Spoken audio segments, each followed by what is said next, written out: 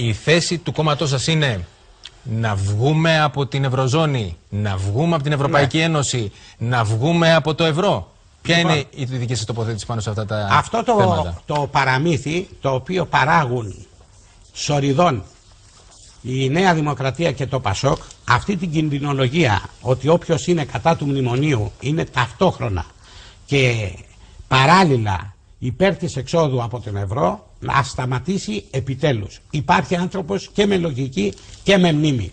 Ο ίδιος ο Σόιμπλε είπε ότι αν η Ελλάδα αποχωρούσε από την Ευρωζώνη θα ήταν καταστροφή για την ίδια την Ευρωζώνη.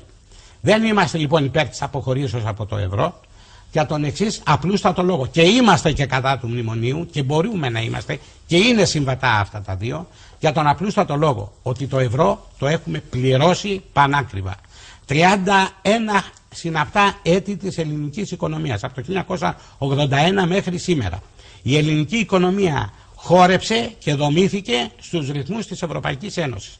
Έκλεισαν βιομηχανίες κατ' επιταγή της Ευρωπαϊκής Ένωσης, αλλά και επειδή υπήρχαν και μερικοί απάτριδες καπιταλιστές ελληνικής υπηκότητος, οι οποίοι για φτηνά εργατικά χέρια έκλεισαν τις επιχειρήσεις από εδώ και τις πήγαν άλλο στην Τουρκία, άλλο στη Βουλγαρία, άλλο στα Σκόπια. Καταστρέψαμε τη βιομηχανία μας, καταστρέψαμε τη βιοτεχνία μας, τη γεωργία μας, την κτηνοτροφία μας. Όχι, δεν θα τους κάνουμε τη χάρη να φύγουμε από το ευρώ. Άρα το λέτε, ευρώ ναι, το στο έχουμε ευρώ πληρώσει.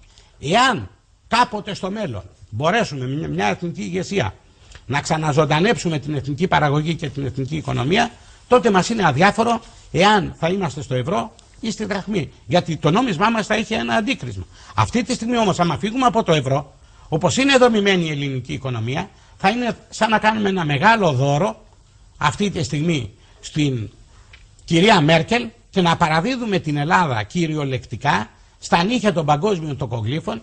Και μάλιστα μετά από την έξοχη αυτή πατριωτική ενέργεια, εντός εισαγωγικών πατριωτική προδοτική ενέργεια του PSI και όλων αυτών τα οποία έγιναν, να παραδώσουμε την Ελλάδα βάσει του αγγλικού δικαίου στους παγκόσμιους τοκογλύφους. Άρα εσείς λέτε όχι έξω από το ευρώ. Όχι έξω από το ευρώ. Εντός της Ευρώπης και της Ευρωζώνης λοιπόν. Ναι, δεν δαιμονοποιούμε όμως την δραχμή. Αυτό που λένε η συμμορία της δραχμής, ζήσαμε και ευτυχήσαμε με την δραχμή ως το 2002. Μάλιστα. Δηλαδή πώς ξαφνικά... Δεν σας ενοχλεί η επιστροφή δηλαδή, με λίγα λόγια? Δεν με ενοχλεί. Με βάση λέτε όρους. Με ποια προϋπόθεση? Με βάση όρους και προϋποθέσεις. Ναι, κατανοητό. Τώρα δεν θα έχει αντίκρισμα.